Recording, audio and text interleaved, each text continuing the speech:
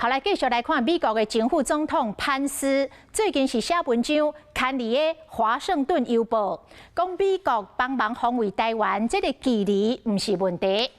潘斯写文章讲美国的民主党甲共和党拢认同，若是放弃台湾，唔那背离着美国的价值，嘛会影响着自由世界的安全甲繁荣。尤其是中国若并吞着台湾了后，中国一定会控制全球半导体的供应。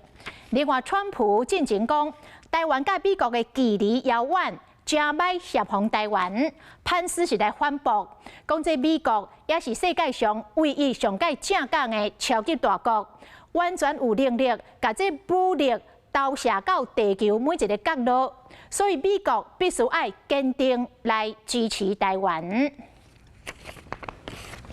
Hello， 我是张新文。想要抢先掌握最及时的新闻资讯吗？赶快订阅、按赞、开启小铃铛，锁定华视新闻 YouTube 频道。